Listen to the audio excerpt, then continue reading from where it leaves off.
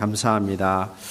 우리 지난주일 우리 홍정길 목사님께서 성경 공부 특강을 해주셨는데 너무 좋았습니다. 특별히 그 목사님의 40년 맞죠? 이 40년 그 목회 경험을 그 엑기스를 이렇게 쏟아부시고 그 경험을 이렇게 쏟아놔주시는 것 같아서 너무 좋았습니다. 2달 뒤에 또 이렇게 하신다고 하는데 우리 또 그 특별히 지난주에 또 많은 분들이 또 못 오신 것 같아요. 그래서 이제 2달 뒤에 기회를 놓치지 마시고 꼭 이렇게 참석해서 들으시면 좋겠습니다. 우리 그 소선지서 우리 임 목사님 인도하고 계시는데 우리 임 목사님 성경 말씀도 참 좋습니다. 많이들 이렇게 참석해 주시면 감사하겠습니다. 아무튼 우리 지난주 우리 그 홍 목사님께서 인도하시는 그 성경 공부 끝부분에 홍 목사님께서 이렇게 물어보시더라고요.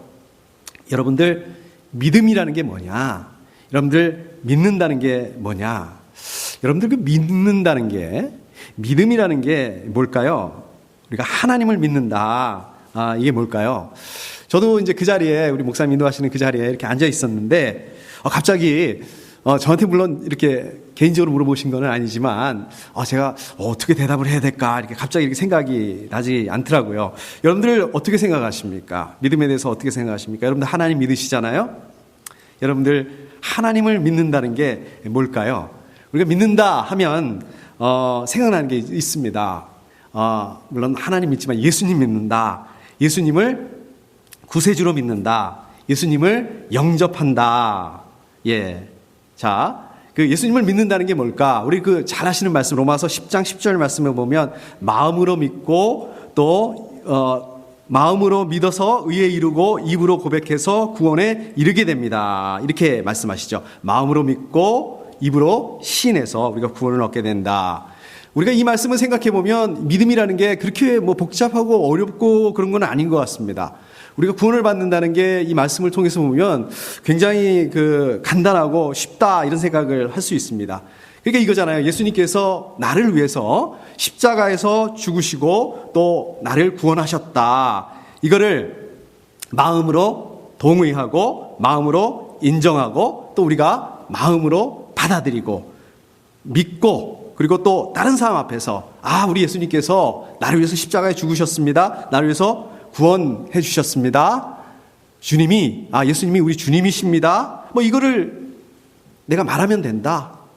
이거를 이렇게 하면 된다. 이러면 구원을 받을 수 있는 거다. 지금 이 말씀 아니겠습니까? 로마서 10장 말씀을 통해서 보게 되면 자 그러면 다 좋은데 자 그러면 질문이 한 가지 들죠. 그러면 교회는 왜 필요한 건가?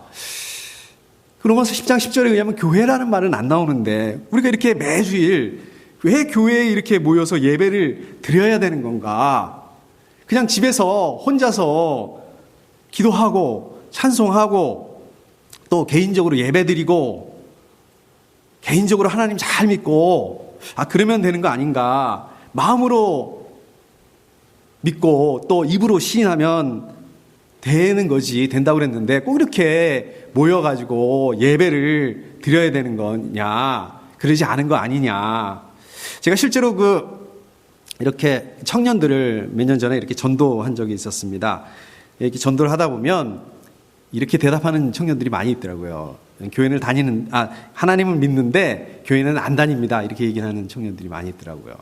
하나님 믿지만은 교회를 다니진 않을 거다. 다닐 계획은 없습니다. 이렇게 얘기하는 청년들이 의외로 많더라고요. 물론 뭐 하나님을 믿지 않는데 저한테 믿는다고 이렇게 했다든지 아니면 믿지만 이렇게 아주 그냥 엉터리로 믿는 그런 청년들일 수도 있겠고 아니면 뭐 저하고 그런 얘기를 하는 게 귀찮으니까 말하고 싶지 않아서 그렇게 대답했을 수 있겠고 뭐 여러 가지 경우가 있을 수 있겠지만은 정말 그 믿음이 그 중에서는 좋은 이렇게 제가 보기에 믿음이 좋고 또 구원의 확신도 있는 그러한 그 청년들이 좀 있었습니다. 그럼에도 불구하고 이 교회에 출석하지 않는 그런 청년들이 있었습니다. 그런 청년들이 꽤 있더라고요. 이게 지금 여기에 있는 청년들만 그런 게 아니라 한국에 굉장히 이런 분들이 굉장히 많다 하더라고요. 이런 분들을 여러분들 들어보셨을 거예요. 가나안 성도라고 이렇게 부른다고 그러더라고요. 여러분 이 가나안 성도, 가나안이 무슨 뜻이냐면 가나안. 이 가나안을 거꾸로 이렇게 보면 어떻게 됩니까? 안 나가 이렇게 되지 않습니까? 그러니까 이게 무슨 말이냐면 하나님을 믿는데 교회는 안 나간다. 안 나가. 이거를 거꾸로 해서 가나안 성도 이렇게. 이게 책으로 나온 게 있어서 제가 벌써 몇 년 전에 그 책을 읽은 적이 있는데 이 가나안 성도가 그 몇 년 전에 그 책에 100만이 넘는다는 얘기를 읽은 적이 있습니다. 또 요즘에는 이 가나안 성도들을 대상으로 이런 사람들만 대상으로 사역하시는 목사님도 있고 또 이런 사람들을 대상으로 해서 교회를 개척하려고 하는 그 목사님들이 있다는 한국에 그 얘기를 저도 들은 적이 있습니다. 자, 여러분들 그러면 왜 교회를 안 나가려고 그럴까요? 이유는 뭐 너무 많죠. 여기에 있는 교회들도 그렇고 또 우리 한국에 있는 교회들도 그렇고 문제 많지 않습니까? 문제를 많이 일으키지 않습니까? 또 그것 때문에 하나님 잘 믿는 분들이 교회에 대해서 실망을 하게 되고 또 교회를 떠나가게 되고 또 가나안 성도 이런 악순환에 빠지게 되고 이런 것들이 아니겠습니까? 우리가 이렇게 생각해 볼 수 있는 게 아니겠습니까? 그런데 과연 이게 전부일까요? 과연 이것 때문에 이게 다 교회를 떠나는 그런 이유일까요? 제 생각에는 아닌 것 같아요. 물론 뭐 그런 부분들도 있겠지만 이런 부분들도 있지 않나 생각합니다. 내가 하나님을 믿고 예수 그리스도를 믿고 또 동의하고 영접하고 입으로 시인했고 구원을 받았고 그러면 된 거 아닌가? 이제 천국 가게 된 거 아닌가? 물론 우리가 그렇게 말하지 않습니다. 물론 우리가 그렇게 생각하지 않습니다. 근데 우리 마음 깊은 곳에 우리 안에 그러한 그 가치관, 그러한 마음, 그러한 신앙관 그런 걸 가지고 있지 않냐는 거죠. 다시 말해서 우리는 신앙을 나와 하나님과의 그런 개인적인 관계, 물론 신앙은 나와 하나님과의 그 기본적으로 개인 하나님과의 그 개인적인 관계, 수직적인 관계 맞습니다. 그런데 그게 다일까요?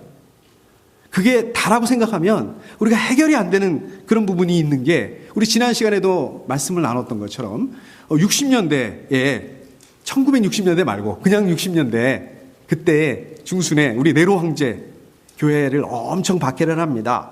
그래서 많은 그리스도인들이 그 순교를 당하죠. 바울도 67년에 순교를 당합니다. 그래서 이 네로 황제의 박해를 피해서 교회가 지하로 또 지하 무덤으로 카타콤이라고 그러잖아요. 이쪽으로 숨어 들어갔습니다. 숨어서 모여야 됐습니다. 그러면 한번 생각해 보십시오. 신앙이 하나님과 나와의 개인적인 거다. 그 다음에 수직적인 관계다. 그러면 뭐하러 그 열악한 그 카타콤에 지하 그 무덤에 이런 데 모일 이유가 뭐 있습니까? 그렇게 모일 이유가 뭐 있습니까? 안 모이면 되잖아요. 혼자 찬양하고 혼자 하나님 예배하고 개인적으로 하나님 잘 믿으면 그러면 핍박받을 일이 뭐 있습니까? 그러면 순교당할 일이 뭐 있겠습니까? 안 그래도 되는 거 아니겠습니까? 그런데 이렇게 교회로 모이지 않고 막 개인적으로 신앙생활을 하게 되면 되는데 그럼에도 불구하고 개인적으로 하나님을 그냥 믿으면 되는데 그럼에도 불구하고 왜 이렇게 교회로 모이는 바람에 핍박받고 박해받고 순교당하고 그렇게 했단 말입니다. 자, 그렇게 했다는 거는 그렇게 교회로 모일 만한 이유가 있었기 때문에 그렇게 모여야만 했기 때문에 거기까지가 신앙이기 때문에 그렇게 한 게 아니겠습니까? 로마서 10장 10절 말씀에 우리가 예수 그리스도를 주님이라고 마음으로 믿고 또 입으로 시인하고 정말 우리가 마음으로 믿고 입으로 시인할 수 있게 된다면 다시 말해서 내가 마음으로 믿어요. 내가 입으로 시인한 그 내용이 정말 맞다면 그 결과로 어떻게 돼야 된다? 이게 믿음의 공동체. 우리 지난 시간에도 말씀드렸던 것처럼 예수 그리스도께서 머리가 되시고 또 예수 그리스도의 몸된 교회, 공동체, 이 교회라는 그 공동체라는 교회 공동체라는 열매, 내 마음으로 믿고 입으로 시인한 그것에 대한 열매, 결과가 있어야 된다. 여기까지가 믿음이다. 여기까지가 하나님을 믿는 거다. 그렇게 기본적으로 우리가 신앙이라는 거, 하나님을 믿는다는 것은 하나님과의 나와의 그런 개인적인 또 수직적인 관계 맞습니다. 그러나 거기서 끝나는 것이 아니라 거기서 시작하는 거다. 거기서 시작해서 이게 교회 공동체라는 우리 지체들이라는 이 수평적인 관계까지로 연결이 돼야 된다. 그러한 교회를 만들어야 된다. 그래서 우리 지난주에 이어서 오늘 계속해서 에베소서를 통해서 특별히 에베소 2장 말씀을 통해서 교회란 무엇인가? 저와 여러분들은 우리는 어떤 교회를 만들어 가야 되는 건가?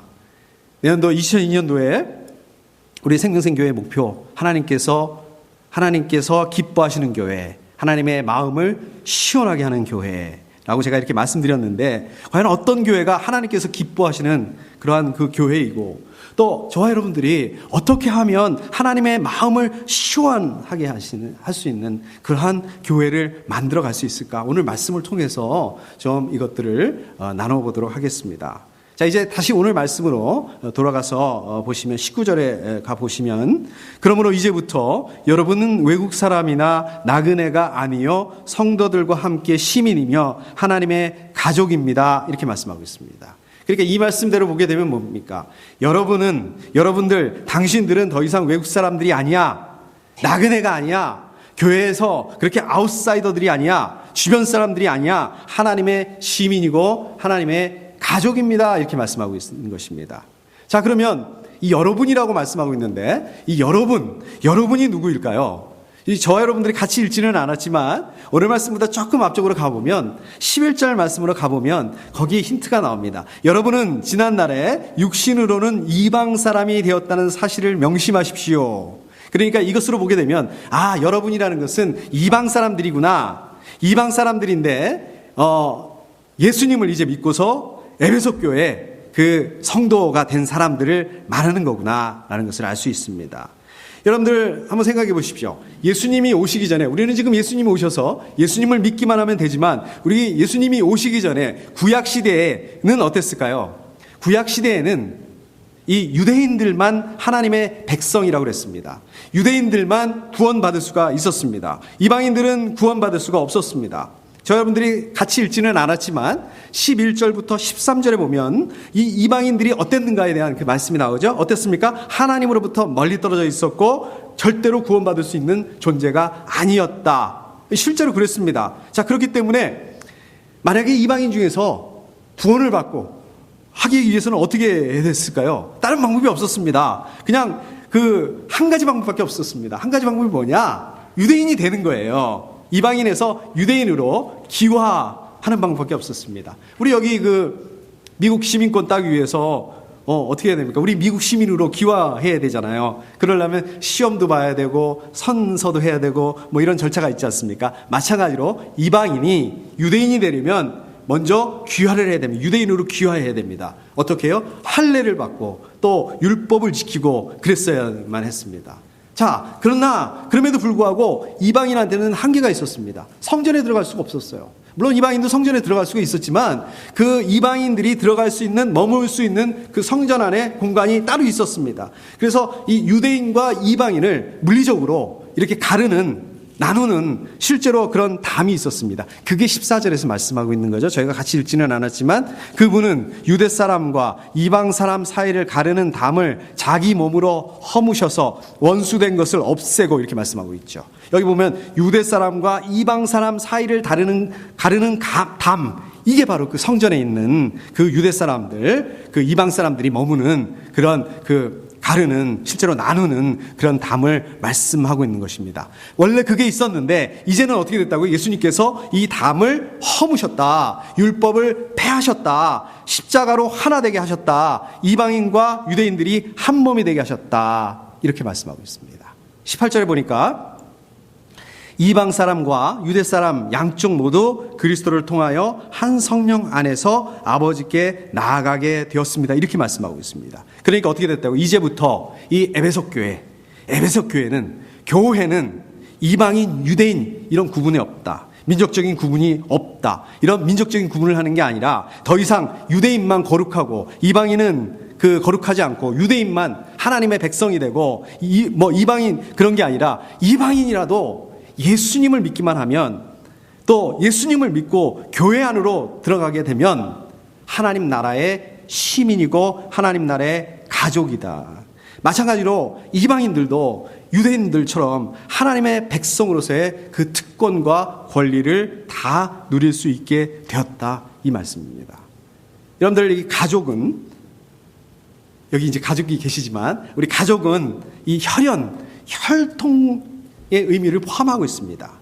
그래서 그 아브라함의 혈통이라고 말하면 그 아브라함의 후손 유대인들 이거를 얘기하는 거였는데, 그런데 이제 더 이상 그런 혈통적인 의미가 아니라 예수 그리스도를 믿느냐, 예수 그리스도를 믿지 않느냐, 혈통, 혈연 이런 거하고는 관계없이 예수 그리스도를 믿는 모든 사람들이 다 하나님의 가족이 되도록 하셨다라고 말씀하고 있습니다. 자, 마찬가지로 이 말씀을 그러면 오늘날 우리 교회들에게 적용해 보게 된다면, 오늘날 우리 교회에 적용해 본다면 어떨까요? 우리 이 하나님 아버지의 입양이 돼서 서로 가족이 되는, 하나님의 가족이 되는, 이 믿음의 가족이 되는 이 가족적인 관계를 갖는 게 교회라는 것입니다.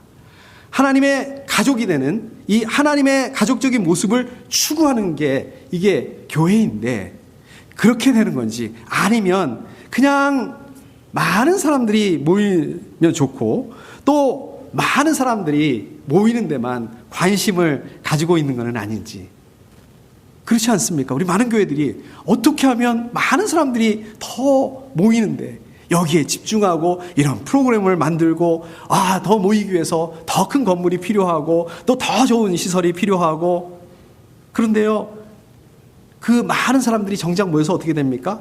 가족이 되는 게 아니라 그냥 예배를 같이 드리는 사람들, 주일 예배를 같이 드리는 사람들, 이런 것들을 추구하고 있는 건지 아닌지.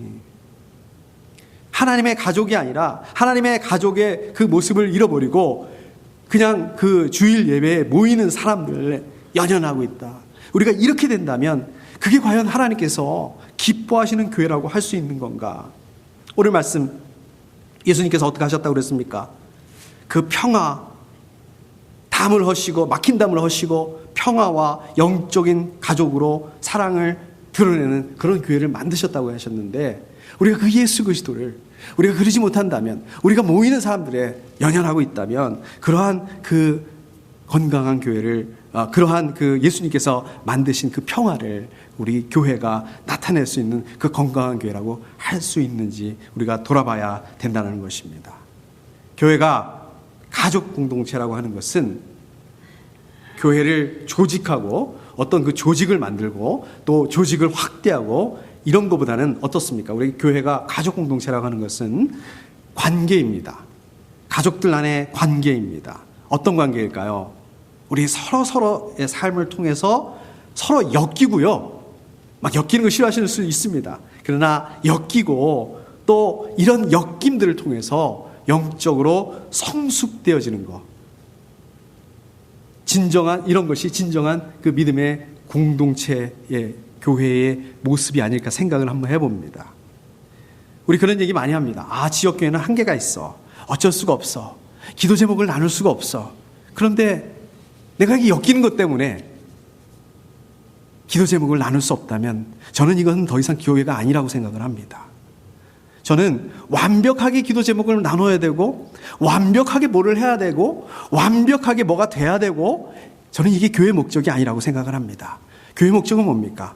우리가 어떻게 하나님께서 이루어 나가시는 것들을 경험하게 되고 또 그렇게 하나님께서 이루어 나가시는 것들을 우리가 다른 사람들, 믿지 않는 사람들한테 보여주는 것, 그러한 그 과정을 통해서 하나님을 경험해가는 게 저는 이것들이 더 중요하다고 생각을 합니다.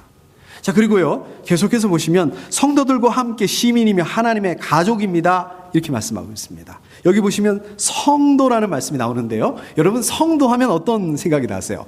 우리는 성도하면 우리 교회 집사님들도 계시고 우리 권사님도 계시고 이제 이런 것들이 있는데, 이런 직분이 없는 분들을 성도라고 부르는 경우들이 많습니다. 그래서 성도하면 굉장히 쉽게 또 우습게 생각하는 경우들이 많습니다. 그런데 영어 성경으로 보니까 이 성도가 세인트입니다. 세인트가 뭡니까? 성인, 그죠? 신앙의 위대한 위인입니다.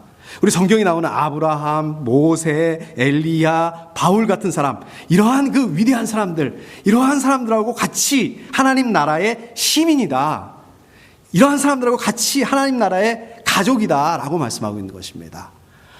이렇게 그 성경의 인물들 하면 너무 머니까 우리 그 교회사에 보면 유명한 인물들이 있죠. 어거스틴, 또 루터, 칼빈, 이런 위대한 인물들, 우리 한국교회도 그 위대한 분들 계시잖아요. 아펜젤러 선교사님, 우리 언더우드 선교사님, 또 주기철 목사님, 한경직 목사님, 또 우리 오카는 목사님, 하영조 목사님. 야, 정말 이 그림자조차도 우리가 밟을 수 없는 이런 분들하고 어떻다는 겁니까? 같은 레벨이라는 거예요.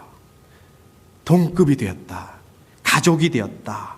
이런 분들이 있는 그 공동체에 들어가게 되었다. 이런 분들처럼 이 거룩한 성도, 또 세인트, 위대한 그 신앙의 인물들이 있는 그 공동체에 들어가게 되었다. 저 여러분들이 이 거룩한 이 성도의 공동체에 들어감이 조금도 부족함이 없다.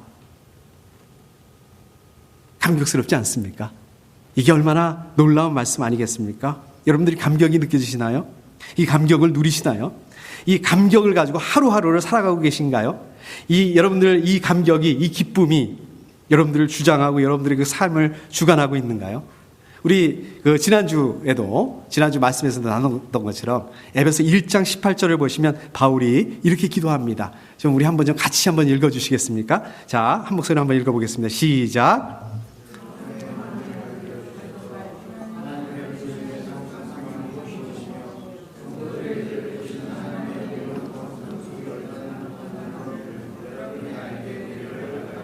아멘. 감사합니다. 여기서 보시면 뭐라겠습니까? 에베소 교회 성도들 마음의 눈을 밝혀주셔서 기쁨, 감격을 알게 되기를 바울이 기도해요.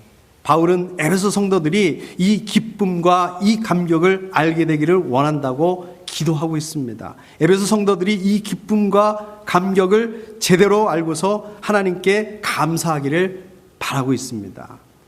이 사람들이 바로 이 감격 때문에 또 시들어했던 이 사람들의 영혼이 활기를 되찾고 생기가 넘쳐날 수 있도록 바울은 기도하고 있습니다. 저 여러분들도 마찬가지입니다. 여러분들 뭐 때문에 활력이 없으세요? 여러분들 뭐 때문에 힘드세요? 뭐 때문에 매사가 그렇게 벅차고 어렵습니까? 여러분들 혹시 복권이라도 좀 이렇게 맞으면 활력이 생길까요? 그러나 복권이 주는 기쁨은 어떻습니까? 한계가 있습니다. 잠시뿐입니다. 그게 아니라 오늘 말씀에서 말씀하시고 있는 이 기쁨과 이 감격과 이 감사가 넘치는 가운데 여러분들이 하나님을 믿고 살아갈 때 하루하루를 활력 속에서 살아갈 수 있다라고 말씀하고 있는 것입니다. 20절에 보니까 이렇게 말씀하고 있습니다. 여러분은 사도들과 예언자들이 놓은 기초 위에 세워진 건물이며 그리스도 예수가 그 모퉁이 돌이 되십니다. 여기서 이 말씀에서 보면 이 교회를 건물에다가 비유하고 있습니다. 제가 다시 말씀드리자면 교회가 건물이라고 말씀하고 있는 게 아니라 교회를 건물에다가 비유하고 있다고 말씀하고 있는 것입니다. 여기서 보면 여러분은 사도들과 예언자들이 놓은 기초 위에 세워진 건물 이렇게 말씀하세요. 이 말씀 무슨 말씀입니까? 예수 그리스도라는 그 기초 위에다가 그 터 위에다가 이제 그 사도들과 예언자들이라는 돌을 올려놓았다. 예수 그리스도라는 그 기초에 사도들 예언자들이라는 첫 번째 돌을 올려놓고 또 그리고 계속해서 예배소 교회에 그 성도들이라는 그 돌을 올리고 또 올리고 올려서 교회를 세워나가게 된 것이다 라고 이렇게 말씀하고 있습니다. 결국 이 말씀은 이 교회의 성도들의 관계를 건물에 비유해서 말씀하고 있습니다. 건물을 비유해서 이 교회의 그 성도들, 이 결속에 대해서, 연결에 대해서 말씀하고 있습니다. 건물은 여기도 이렇게 보시는 것처럼 이렇게 여기 벽이 있고 또 저쪽에 벽이 있고 여기는 기둥이 없지만 또 기둥도 있기도 합니다. 이 기둥하고 벽하고 이게 연결이 되어 있습니다. 이게 단단하게 연결이 되어 있어야 합니다. 이게 단단하게 연결이 되어 있지 않으면 아무리 아름다운 건물도 무너지게 되어 있습니다. 벌써 오래됐기는 했지만 90년대 우리 그 삼풍백화점이 무너졌죠. 이게 아무리 큰 건물이라고 해도 이 연결이 단단하게 되어 있지 않으면 무너지게 되어 있습니다. 제가 그 95년도인가 그 일본의 그 고베 지진이 봄에 일어났고요. 그 여름에 제가 그 일본 고베에 그 전도여행을 갔었던 적이 있습니다. 건물이 10몇 층 정도 되는 그런 건물이었는데 이게 지진이 나는 바람에 이렇게 10층이 없어져 버렸어요. 이게 10층이 그냥 한 층이 전부 다 이렇게 주저앉았습니다. 근데 그 건물이 무너지지가 않았더라고요. 그럼에도. 그리고 그 건물을 그냥 10층이 없는 상태로 사용하고 있습니다. 제가 그런 것들을 봤습니다. 결국 이 말씀은 이 단단하게 이 성도들 간에, 교회 식구들 간에 이렇게 묶여 있는 이게 교회다. 단단하게 묶여 있는 이것이 교회다라고 말씀하고 있습니다. 여러분들 교회에 등록하고 교회에서 같이 신앙생활하고 그런다고 해서 우리가 교회 식구라고 말할 수 있을까요? 그냥 어떻게 보면 막 간섭하는 것 같고, 아까도 말씀드린 게 역겹. 어떻게 보면 간섭하는 것 같고, 구속하는 것 같고, 이게 왜 이렇게 간섭하나, 왜 이렇게 구속하나, 이렇게 볼 수 있지만, 이게 간섭이 아니고, 구속이 아니고, 연결이라는 것입니다. 이것이 연합이라는 것입니다. 이게 교회라는 것입니다. 그냥 나이스하고, 좋은 모습만 보여주는 게 아니라, 그냥 엮이는 거. 이게 교회라는 말씀입니다. 로마서 11장 17절을 보면 제가 한번 읽어보겠습니다. 그런데 참 올리브 나무 가지들 가운데서 얼마를 잘라내시고 그 자리에다 돌 올리브 나무인 그대를 접붙여 주셨기 때문에 그대가 참 올리브 나무의 뿌리에서 올라오는 양분을 함께 받게 된 것이면, 여기 보면은 돌 올리브 나무 또 참 올리브 나무, 그러니까 돌 올리브 나무를 참 올리브 나무에다가 접붙였다라고 말씀하고 있습니다. 그냥 성도의 연합은, 우리 교회는 어떻습니까? 그냥 이렇게 연결된 것뿐만 아니라 연합이다. 생명의 연합이다. 마치 돌 올리브나무, 참 올리브나무가 생명이 연결되는 것처럼 우리의 그 관계는 생명의 연합이라고 말씀하고 있습니다. 아까 말씀드렸던 것처럼 우리가 예수를 믿습니다. 예수를 영접했습니다. 마음으로 믿고 입으로 시인했다면 이것이 어떤 열매로 나타나야 되느냐? 교회에서 다른 그 지체들과 다른 성도들과 연합의 관계, 이렇게 생명으로 연결될 수 있는 연합 관계로 단단한 그러한 상태로 있을 수 있어야 된다. 그러한 결과로 나타나져야 된다는 말씀입니다. 이런 연합 관계가 떨어져 나가게 될 때 우리 생명이 단절되는 그런 아픔을 느낄 수 있어야 된다. 이것이 교회다라고 말씀하고 있는 것입니다. 자, 그 다음에 그리스도 예수가 그 모퉁이 돌이 되십니다. 이렇게 말씀하고 있습니다. 여러분들, 모퉁이 돌이 뭡니까? 모퉁이 돌이라는 것은 이 건물의 벽과 벽이 만나는 이 코너 부분이죠. 그 지점에 거기다가 세워서 그 건물의 기초가 되는 그런 돌입니다. 또 벽과 벽을 연결하는 그런 돌입니다. 제가 어릴 적에 제가 다녔던 교회에 모퉁이 돌이 있었던 그 기억이 납니다. 봤었던 기억이 납니다. 전사님 그 사진을 하나 좀 보여주십시오. 예, 저 많이 보셨죠? 저 모퉁이 돌은 제가 어렸을 때 다니던 그 교회의 모퉁이 돌이 아니고요. 그냥 제가 그냥 인터넷에서 찾은 그 사진입니다. 옛날 교회는 저런 그 모퉁이 돌, 교회들마다 저런 모퉁이 돌이 꼭 있었던 것 같아요. 다음 사진 하나만 좀 보여주시죠. 예, 저기 보시면 저게 이제 진짜 그 모퉁이 돌인데, 저게 이제 사실 말하면 이제 주춧돌이라고 하는 거죠. 그런데 저게 이제 중심이 돼서 저기서부터 이렇게 돌이 뻗어나가고 이제 쌓아나가게 돼 있는 건데, 이 고대 근동에서는 저 주춧돌에다가, 저 모퉁이 돌에다가 그 건물을 세우는 사람, 이 건물의 그 주인이 누구인지 그 이름을 적어놨다고 이렇게 하더라고요. 그래서 저 건물이 이게 내 거다라는 것들을 저 모퉁이 돌을 통해서 표시했다라고 말씀하고 있습니다. 네, 사진 내려주시죠.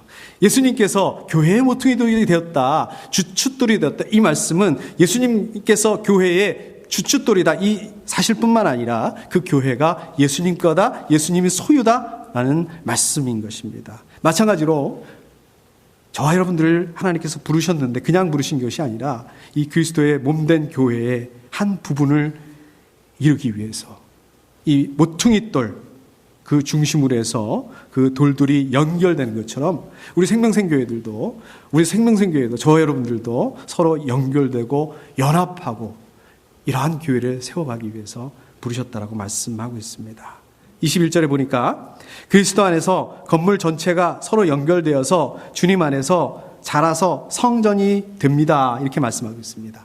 이 마지막에 보면은 그 동사가 됩니다 이렇게 돼 있는데, 이 원어를 보면은요 현재 진행형입니다. 이 말씀 무슨 말씀입니까? 교회가 완성을 향해서 또 지금도 계속해서 건축해가고 있다. 건축 중이다. 건축이 끝난 게 아니다. 이렇게 말씀하고 있는 것입니다.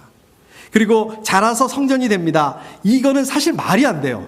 자라서 성전이 된다. 이 자라서라는 말은 언제 씁니까? 이런 건축 이런 데서 쓰는 것이 아니라 우리 동물, 식물, 생물에 자란다는 말을 쓰지요. 그러니까 교회가 어떤 뜻입니까? 교회가 이 무생물인 이 건물이 아니라 살아있는 생명체다.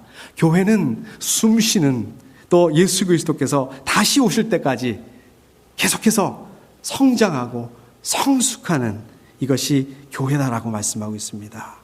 교회는 예수님의 성숙함을 닮아가게 될 거다. 점점 더 성숙하게 되어서 결국은 거룩한 장소, 성전, 이게 구약의 성전이 아니라 이것이 교회라는 것입니다.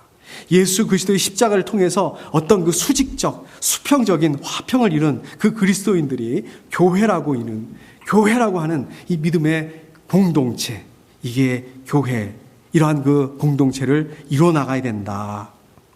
아까 말씀에서도 말씀드렸던 것처럼 믿음이라는 것은 뭐냐? 예수님을 마음으로 믿고 또 입으로 시인하는 그러한 개인적인 차원에서 끝나는 것이 아니라 여기까지라고 말씀하고 있습니다. 자, 22절에 보니까 그리스도 안에서 여러분도 함께 세워져서 하나님이 성령으로 거하실 처소가 됩니다. 이 말씀은 우리 그리스도의 몸된 그 교회의 이론으로 단단하게 결속되어야 된다, 이 말씀입니다. 자, 그러면 우리는 왜 교회 이론으로 단단하게 결속되어야 될까요? 왜 단단하게, 왜 연합이 되어야 될까요? 왜 연결이 되어야 될까요? 왜 우리끼리는 그러한 그 몸이 되어야 될까요? 뭐 그럴 수도 있겠죠. 마음의 안정을 위해서. 또 어떤 경우는 우리 각자의 그 비즈니스를 위해서 그럴 수도 있을 것입니다. 그러나 오늘 말씀에서 뭐라고 말씀하고 있습니까? 하나님이 성령으로 거하실 처소가 되기 위해서 우리는 단단하게 연결되어야 된다고 말씀하고 있습니다. 그러니까 저와 여러분들이 연합하고 결속해야 되는데 그게 뭐라고요? 왜 그렇게 되느냐면 최종적으로 하나님 거하실 처소를 만들기 위해서 우리 생명생교회가 갖춰야 될 요소가 있습니다. 그거는 뭘까요? 하나님께서 우리 교회 안에 거하시기 위한 그 요소가 있습니다. 그것은 바로 거룩입니다. 거룩이 우리 생명생교회의 생명이 되어야 됩니다. 열왕기상 8장 27절에 보면 저 하늘 위에 하늘이라도 주님을 모시기에 부족할 터인데 제가 지은 이 성전이야 더 말하여 무엇하겠습니까?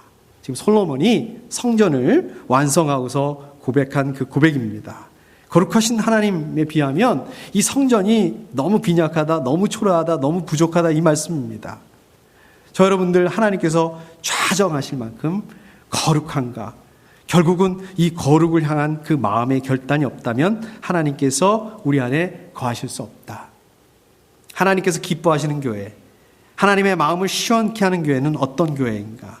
어떻게 하면 우리가 하나님의 마음을 어떻게 하면 우리가 하나님께서 기뻐하시는 교회가 되고, 어떻게 하면 하나님의 마음을 시원하게 하는 교회가 될 수 있을까? 우리가 다시 이 질문으로 돌아와서 우리가 어떻게 할 수 있을까? 어떻게 해야 될까요? 프로그램을 가지고 되는 것이 아니라는 것입니다. 건물을 가지고 해서 되는 것이 아니라는 것입니다. 저 여러분들이 먼저 거룩해 돼야 됩니다. 먼저 내가 거룩해질 때 우리 생명생교회가 거룩해진다는 말씀입니다. 저 여러분들이 하나님께서 하나님께서 거하실 그런 처소로 합당하게 된다. 우리 생명생교회가 하나님께서 기뻐하실, 우리가 거룩하게 될 때 하나님께서 기뻐하시는 교회에 하나님의 마음을 시원케 하는 교회가 될 수 있다라고 말씀하는 것입니다.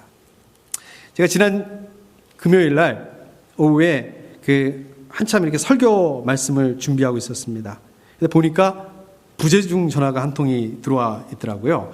누가 전화했나 이렇게 보니까 우리 나눔교회 차상필 집사님이라고 그 나눔교회 그 목자분 중에 한 분이십니다. 우리 김홍기 집사님 잘 아시는 그 분인데, 사실은 제가 저희 교회에 온 다음에 거의 지금 5년이 다 돼가는데 5년 동안 제가 이 차상필 집사님하고 전화통화도 한번 해본 적이 없는 것 같아요.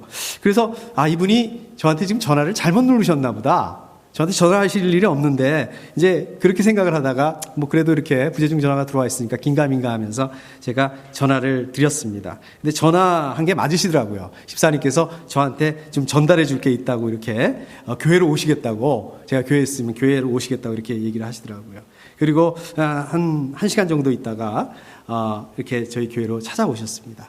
그리고 나눔교회에 있는 어떤 그 집사님에 대해서 말씀하시는 거예요.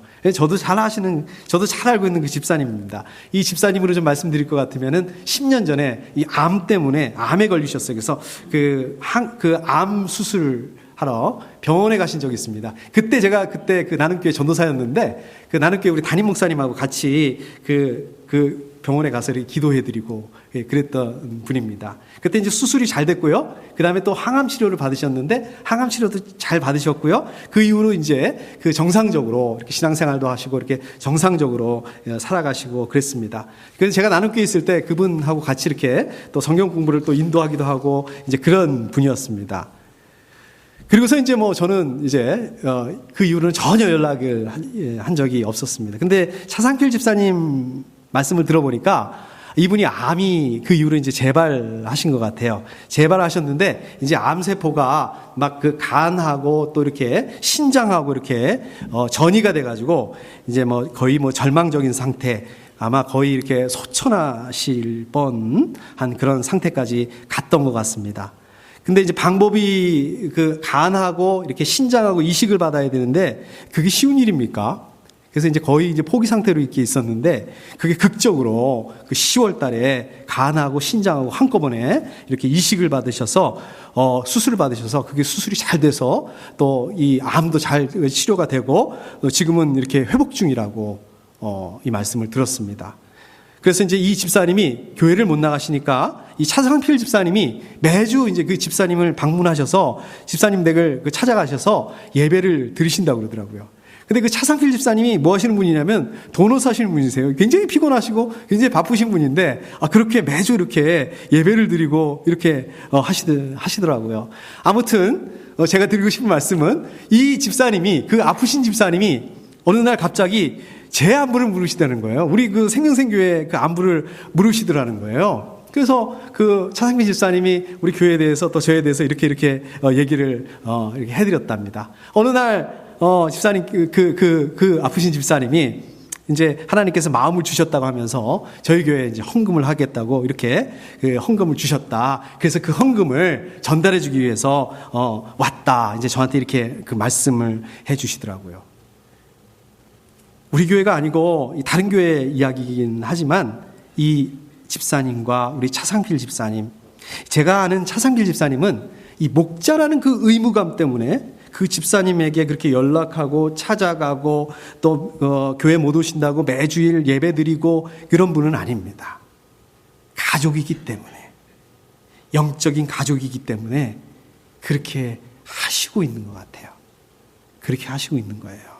얼마 전에 우리 권사님 그 몸이 안 좋으셔가지고, 건강이 안 좋으셔가지고 거의 뭐 한 달 동안 교회에 못 나오셨죠. 그때 우리 생명생 가족들이 권사님 위해서 건강을 걱정해 주시고 얼마나 많이 기도해 주시고, 또 우리 김홍기 집사님, 김미 집사님 또 이렇게 그 바쁘신 중에 또 전화번호 물어봐 주시고 또 전화해 주시고, 저는 참 감사했습니다. 여러분들, 교회가 크냐 작냐, 교회 건물이 있냐 없냐, 얼마나 많은 사람들이 모이냐, 또 교회의 필요들 걱정이 없고 그러면 좋겠죠. 저도 좀 그랬으면 좋겠습니다. 저도 좀 우리 생명생교회도 좀 그랬으면 좋겠다는 생각을 합니다. 근데 오늘 말씀을 보십시오. 오늘 성경 말씀을 보십시오. 교회가 커야만 되고 건물이 있어야만 되고 사람들이 많이 모여야만 되고 교회가 부족한 게 없어야만 되고, 그래야만 한다. 그래야만 교회다. 그래야만 성공한 교회다. 그래야만 하나님이 임재하시고 그래야만 하나님이 거기에 거하신다라고 말씀하지 않으세요. 뭐라고 말씀하고 있습니까? 하나님의 가족이 되어야 된다. 믿음의 가족 공동체가 되어야 된다. 여러분들, 우리 그리스도의 몸된 우리 생명생 교회 하나로 아까 말씀에서 본 것처럼 단단하게 묶여야 된다. 생명으로 연합돼야 된다. 계속해서 공사 중, 계속해서 성숙하고 자라나가야 된다. 거룩해야 된다. 내가 먼저 거룩해야 된다. 이렇게 될 때 하나님 기뻐하시는 교회, 하나님의 마음을 기뻐하시는, 시원케 하는 교회가 된다라고 저는 믿습니다. 함께 기도하겠습니다. 하나님 아버지,